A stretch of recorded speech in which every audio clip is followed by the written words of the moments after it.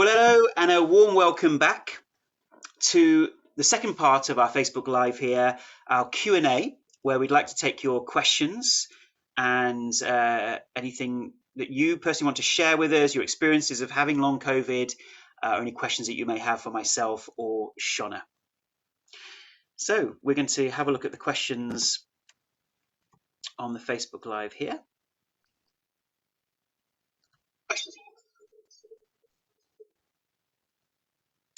Okay, and you can write those questions underneath in the comment section of this particular video. So you can see the comment section there. Please do use that to ask us any questions that you like on long COVID. This may be because you're suffering from long COVID yourself, or you know somebody who is and you want to help them, and we're here to answer any questions. This could be on the hypothesis, could be questions on the symptoms and how you cope with them, or what the prognosis is for recovery, or how the Gupta program works. Great, so thank you for your questions. They're coming through here now. So Eva asks, is it true that the longer we suffer, the less there is a chance that we can get better? It's been 18 months for me now. So Eva, when we're talking about longer periods of time, we're really talking about many, many years, if not decades. And so many people have the Emmy, CFS or fibromyalgia for longer periods of time. But I think in the shorter term, 6 months, a year, 18 months, I don't think there's going to be too much difference in your chance of getting better. And of course, with these illnesses, it is about having the belief that you can heal. Yeah, the body is designed to get back to homeostasis, back to balance. It's not designed to be in this altered state. So we are simply supporting the brain and the body to get back to its default position.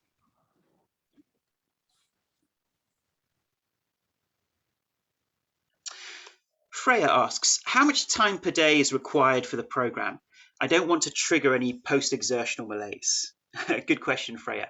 So the good news is that we have patients who use our program who are bedbound, right through along a scale to people who are working part-time or full-time. And we encourage you to pace with our program. So there are other things out there that are a bit like a boot camp where it's right, do this again and again, no matter what you're experiencing. But we very much are a paced program. You take it in your own time, your own space. And so if you are at risk of triggering post-exertional malaise, you can take it slower and do what works for you.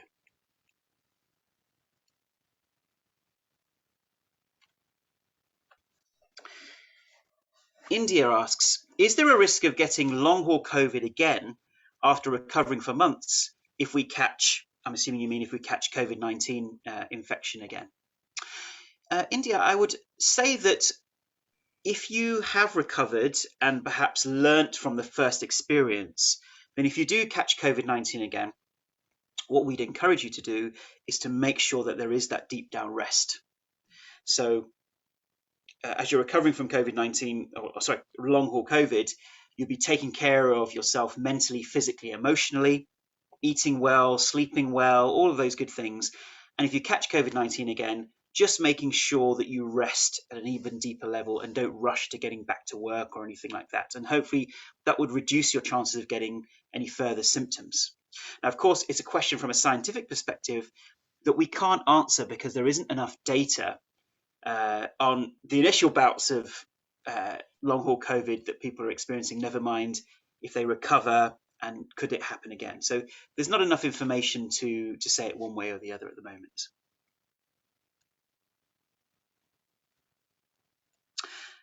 And Shona, is anything you wanted to add here from any of those questions from what people have been asking so far? Well, they're great questions. Just to the last question, I do have one person that I have coached that did test positive again for COVID as they were getting well with the program, and they just used the program with it, and it was like a little blip, and then they were off on their journey to wellness again. But it was very surprising that she got COVID again. But she recovered using the program, putting her mind into that peaceful state. Thank you for that, Shona. That's actually really reassuring for India. So I hope that was a useful response for you, and I hope that's put your mind at ease. So thank you for that. Once again, please do share this on your social media, perhaps groups, COVID groups. We want to get more information out there. And we always like seeing your emoticons as well. So please do let us know that you're tuning in and enjoying what we're saying here as well. Mark asks, why do I feel worse after exercise, having had long COVID for 17 months? It's a really good question. Why do we feel worse after exercise? There's actually a very simple explanation that makes sense to me, certainly. So as part of our hypothesis, we believe that the sympathetic nervous system and the immune system is being overstimulated. And in those particular situations, a huge amount of resources are being used. And when we say resources, we're talking about energy in the subjective and scientific sense. We're talking about the neurotransmitters, the hormones, all of these things that need time and space to replenish themselves. And on top of that, if people aren't getting good sleep at night because of the overstimulation, the body itself is not rejuvenating and healing itself, ready to give you energy the next day. So the body is depleted.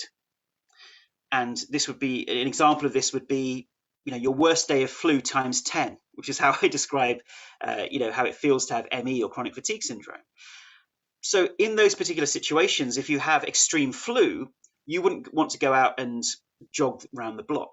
You wouldn't have the energy or resources to be able to do that because there's a huge amount of inflammation going on in the body. There's a huge amount of immune activation, which uses up energy, as we said. So then when you exercise or do any kind of activity, the body's not ready for that. And therefore you feel much, much worse. It is the brain's safety valve to tell you that you're feeling worse after exercise because that's not good for me right now. And some patients have this a day later or 2 days later where they'll exercise and there'll be a delayed response. And that delayed response is very similar to when people go to the gym, let's say for the first time, and they exercise and they have pain in their muscles a day later. Sometimes people say, you're going to feel much worse tomorrow because you've played football for the first time, or soccer, as you guys say in the US, or you've had a big gym workout after a long time. It's because it's a day or 2 days later that the body goes back into that healing state and starts rebuilding muscle fibers. Yeah? And that's why there can be a delayed response to exercise as well. And can I say something, Ashok? Of course, yes. And we see that all the time with people doing the Gupta program, and returning to exercise in an incremental and paced way, letting the brain and body know that exercise is safe. So if it's done in a healthy, incremental way, like the woman who just sent me the picture of her self mountain biking, she just started out gradual. And yeah, I just want to add that. Great. Thank you. Thank you, Shauna.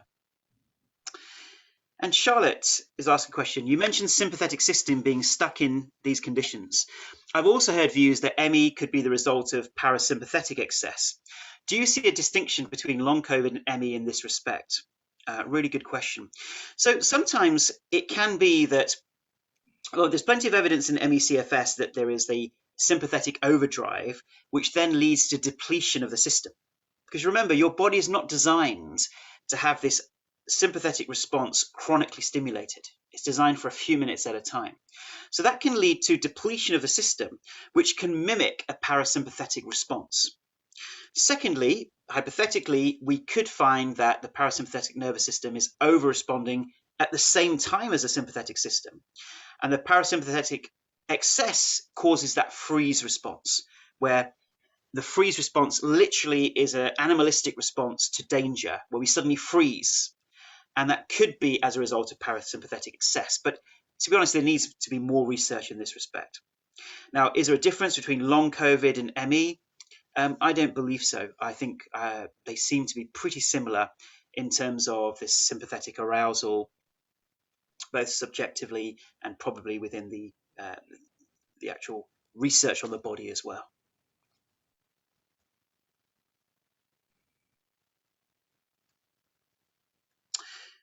Shamaya asking, could you please talk about heart issues related to COVID or Lyme? Now, Shamai, the most important thing is everything that we're talking about here is what we call for informational purposes. So if you do have any heart issues, if you think you have long COVID or Lyme, it's always important that you go to your doctor and get all of these things checked out before you look at a program like ours, because we are not experts in cardiovascular disease or anything like that. What we do know is that in COVID-19 infection, there seems to be widespread inflammation throughout the body. We classically think of inflammation in the lungs, but actually there's inflammation in the heart, in the liver, in the kidneys, and in the cardiovascular system itself, in the blood vessels, which seems to show that this is the global impact of our own inflammatory response, even inflammation in the brain as well. Now, what impact that has on the heart, on the cardiovascular system, I don't want to necessarily talk to that because it's not my area of expertise, but we would hope that through calming down the nervous system, resetting the system, and reducing the inflammation, hopefully some of those secondary effects would also begin to balance out and come back to normal. Shona, I don't know if you had any clients who had heart issues as a result of the COVID-19 infection at all? Yeah, definitely. And they're always followed by their doctor. And every client that I see with post-COVID is still followed by their doctor. And they are recovering right now. I don't know the details of their heart condition. A lot of people have POTS, postural orthostatic tachycardia, but they are recovering using the program. Great. Thank you, Shona. Rebecca's sharing here. I'm in month 9 of long COVID. I've been using the Gupta program for 1 month, and my breathlessness, chest pain, and post-exertional malaise is so much better. But my neurological symptoms persist. How can the Gupta program help me reduce the long COVID neurological symptoms? Yes, thank you for that, Rebecca. You know, you're early in the program, so you've only been using the program for a month. And you know my mantra, which is just keep going, right? Keep going. So if you've seen those differences already, that's a good sign. Some of the neurological symptoms can sometimes be the first to go, or they can be the last to go. Yeah, it's different in each patient. So be patient, keep going, and I would hope that those neurological type symptoms will also begin to reduce as well. Shona, anything you wanted to share there? Well, I feel excited for you. If you've had that kind of improvement, it shows that you're able to be fully well. Your brain and body are responding to neuroplasticity. So yeah, keep going. That's wonderful. Ileana asks, have you seen people recover using Gupta program who have been long haulers for over a year? Is it less likely? As I said, Ileana, from our experience, we have had people who've had it for over a year. And personally, for me, it's not about how long you've had it. It is about the commitment to retraining. You know, I'd love to say retraining was like that, an overnight process, give you a pill and it's done, right? But retraining the brain out of a survival response does require a certain amount of commitment to the program. And that, I think, is the main characteristic of who's likely to recover versus who is not. Shona, anything you want to add to that? No, I think, yeah, it does require commitment. Yeah, I just reiterate what you're saying. Exactly. Thank you.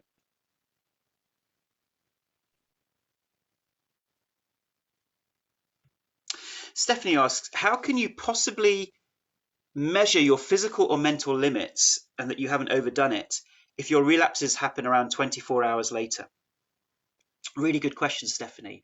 And this is about the overall feedback over a number of days and weeks.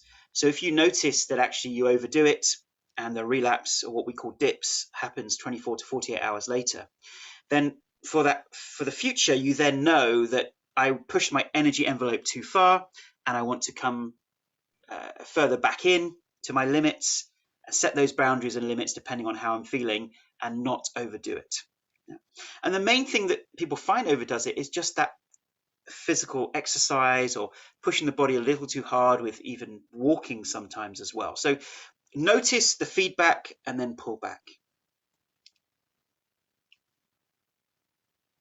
Okay, so lots of questions here. So we won't be able to answer all of your questions, but let's come to a few here. Eva asking again, can your program help with muscle wasting? My fatigue seems tiny bit better, but my muscles are just not there, especially the legs. I'm considering using a wheelchair. So Eva, in our experience, the muscle deconditioning aspect of these conditions has been overstated in the literature.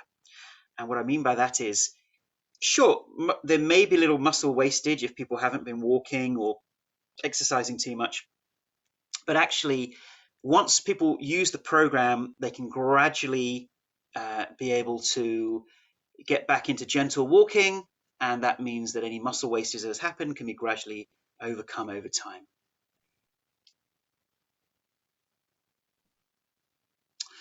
Jerry Ann asks, hello Ashok, thank you so much for this valuable comparison of long haul COVID to Emmy CFS. I've learned so much. My question is, do people with long haul COVID that have experienced lung scarring experience full recovery and resolution of their scarring? Well, certainly I know in the recent webinars that I've been conducting with long haulers, I know that some of them certainly had scarring that showed up on scans and were able to still recover. Shona, what's been your experience? Because you've been the Gupta coach who's treated the most long haulers. Yeah, I'm thinking of two people that reported to me that they had imaging that revealed scarring.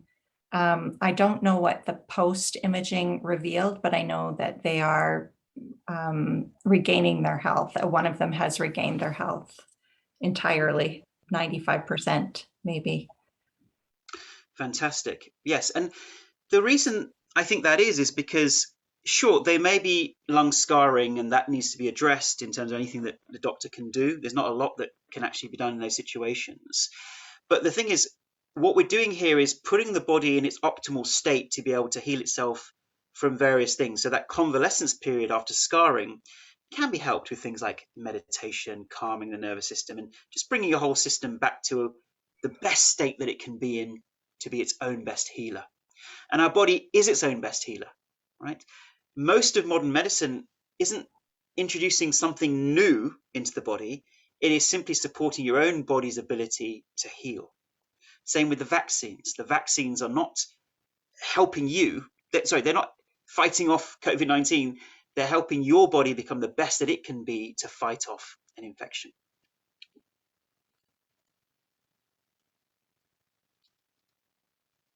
Okay, lots and lots of questions here. So we've just got a short period of time, so I'm just going to go through a few that we haven't answered. Mikhail asking, can POTS be healed with a program as well? Oh, yes, absolutely. POTS often can be the main symptom, or it can be a secondary symptom, or it can be its own condition. And definitely many people heal from that. And that's often quite a strong symptom at the beginning of long COVID. Shona, anything I want to add there? Yeah, I see lots of people there, the POTS heals from doing the program. Absolutely. And it's common in CFS as well. I had it and it absolutely resolves. Great, thank you. Ariel, I read that your program requires not participating in other healing programs. You know, we encourage people to focus on the Gupta program, but at the same time, if there are other things that you are doing that are making you feel better, that's okay. The only reason we don't want you to start participating in new things or other programs is because they may take you away from the core hypothesis of the Gupta program, or they may make you feel worse initially. But if you're doing things, other healing modalities that make you feel better, that's okay. They can run in parallel.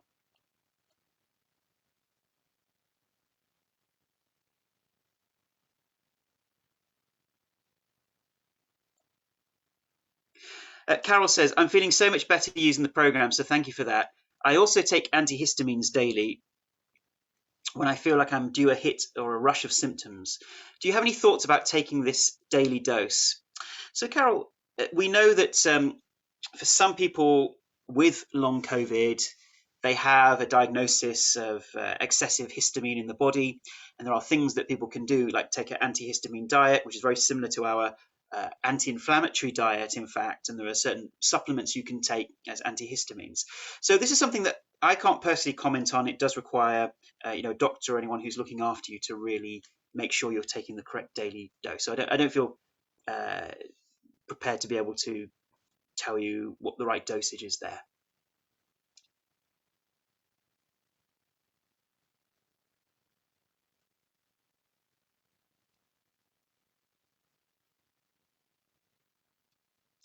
Okay, so we're just finishing off now, just seeing if there's any further questions about long COVID specifically.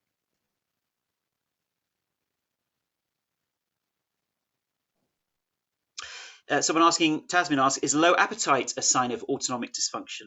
Yes, absolutely. So your appetite is controlled by a number of different brain structures via the hypothalamus to the autonomic nervous system.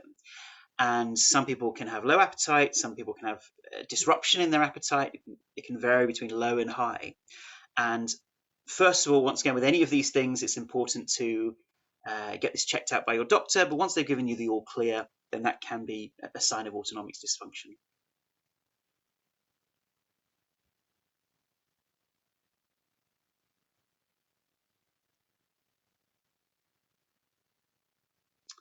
Some people are asking about physical injuries.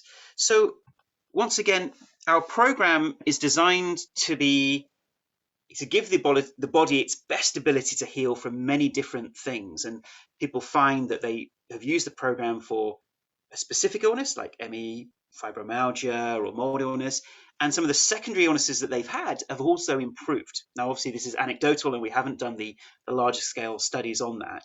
So in terms of physical injuries, it depends what kind of physical injury. But if it's a physical injury that then resulted in chronic inflammation, as often happens with fibromyalgia, then yes, our program can help with that kind of continuing chronic response or chronic injury.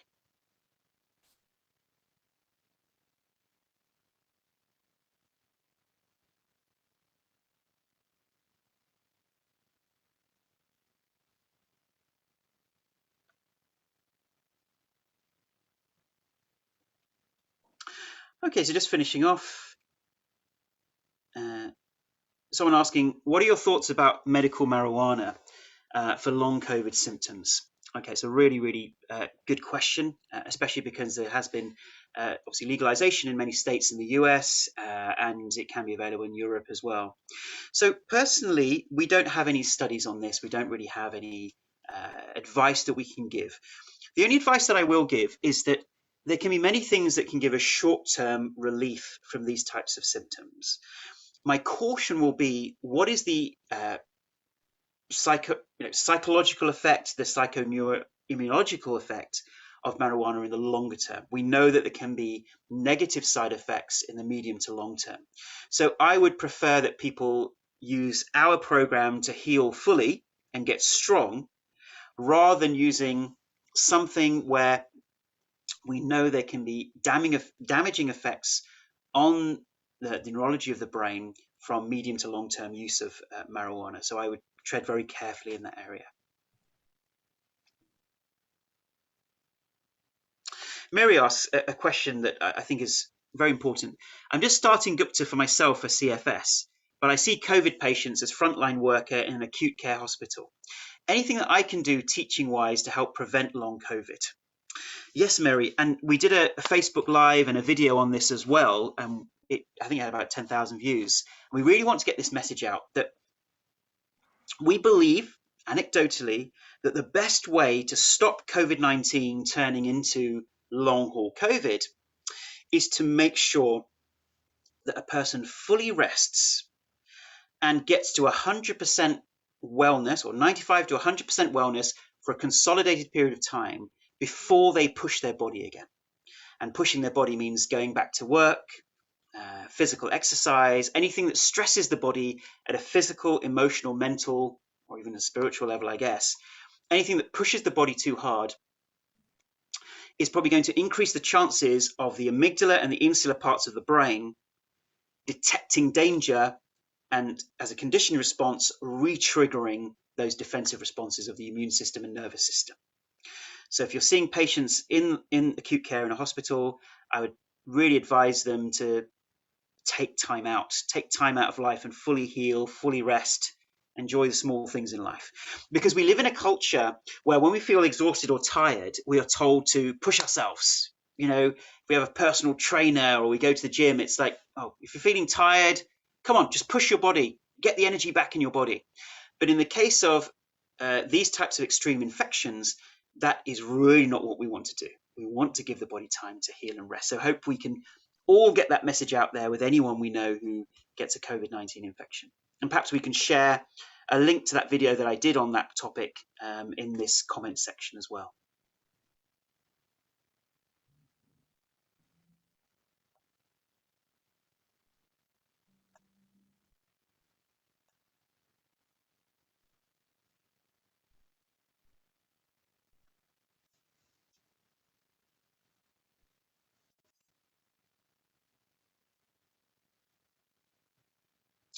Okay, so Stephanie, just responding to the question about the medical marijuana.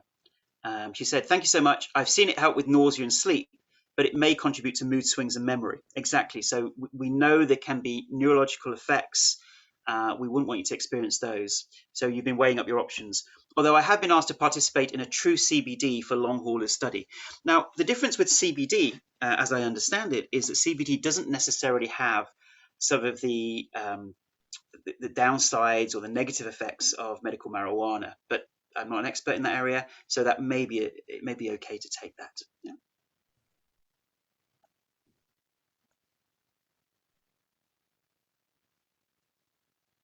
Brilliant. Great. So thank you to all of your wonderful questions. Thank you for watching. And I hope that we've been able to share some new ideas, perhaps on the differences and similarities between long-haul COVID and Emmy CFS, and also answer a lot of your questions about your personal experiences. And once again, we just want to give you that hope, and I hope if you're suffering or other people are suffering, just letting people know that long-haul COVID or that diagnosis is not a prison sentence. People do get better from these conditions. We've been working with patients for nearly 20 years now. We've seen those recoveries.